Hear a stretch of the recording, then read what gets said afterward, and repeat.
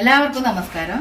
ഞാൻ ഇന്ന് ഉണ്ടാക്കുന്നത് ബ്രെഡ് കൊണ്ട് ഒരു വിഭവമാണ്. കഴിഞ്ഞ വീഡിയോയിൽ ഞാൻ പറഞ്ഞിട്ടുണ്ടായിരുന്നു എരിവുള്ള മസാല ചേർത്തിട്ട് ഫ്രൈ ചെയ്ത് തരാം, മധുരമുള്ളത് ആക്കുന്നു. എല്ലാവർക്കും അറിയായിരിക്കും, പക്ഷെ ഞാൻ ഉണ്ടാക്കുന്ന ഒരു വെറൈറ്റി പോലത്തെ സംഭവമാണ്. എല്ലാവരും ഉണ്ടാക്കി നോക്കുക. അപ്പോൾ നമുക്ക് വീട്ടിലേക്ക് പോകാം.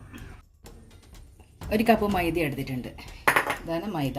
ഒരു കപ്പ് മൈദ എടുത്തിട്ടുണ്ട്. അപ്പോൾ അതിനകത്തേക്ക് കുറച്ച് ഉപ്പ് ചേർത്ത് കൊടുക്കാം.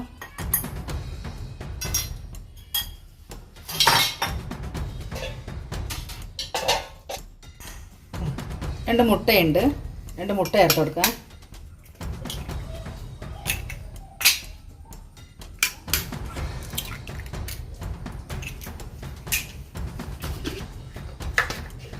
ഒരു നുള്ളു മഞ്ഞൾ പൊടി ചേർത്ത് കൊടുക്കാം, ഒരു കളറിന് വേണ്ടി മാത്രം.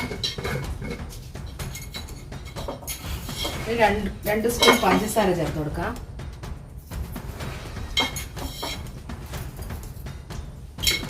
പഞ്ചസാര മധുരത്തിനനുസരിച്ചിട്ട്. അപ്പോൾ നമുക്കിത് നല്ലപോലെ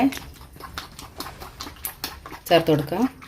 ഇതിൽ മുട്ട മാത്രം മതിയായിരിക്കില്ല, കുറച്ച് വെള്ളം ചേർത്ത് കൊടുക്കേണ്ടി വരും. നോക്കിയിട്ട് നമുക്ക് ചെയ്യാം. കുറച്ച് വെള്ളം ചേർത്ത് കൊടുക്കണം. ഈ വെള്ളത്തിന് പകരം നമുക്കെന്ത് ചെയ്യാന്ന് വെച്ചാൽ പാല് ചേർത്ത് കൊടുക്കാം. പാല് ചേർത്താലും നല്ല ടേസ്റ്റ് ആയിരിക്കും.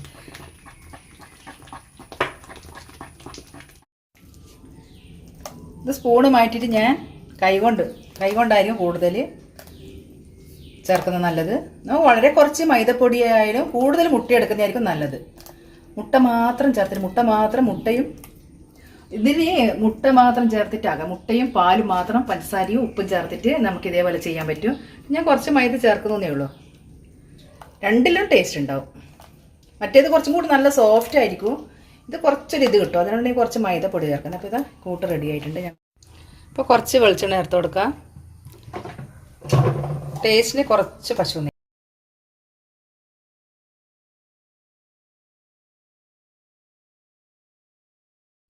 ചൂടാകട്ടെ.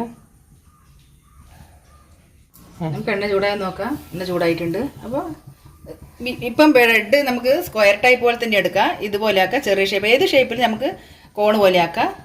ഏത് ഷേപ്പിലായാലും നന്നായി. അപ്പോൾ ഇത് മുക്കുക.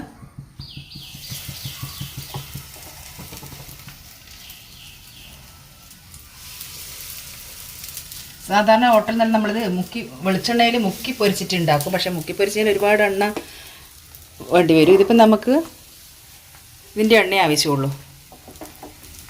ഇത് മറിച്ചിട്ടിട്ട് നമുക്ക് എടുക്കാം. നമുക്കൊന്ന് മറിച്ച് നോക്കാം. നല്ലപോലെ ആയിട്ടുണ്ട്.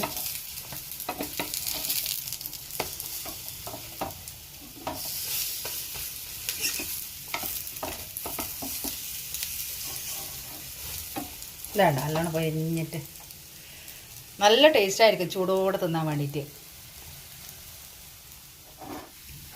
അപ്പോൾ ഇത് റെഡി ആയിട്ടുണ്ട്.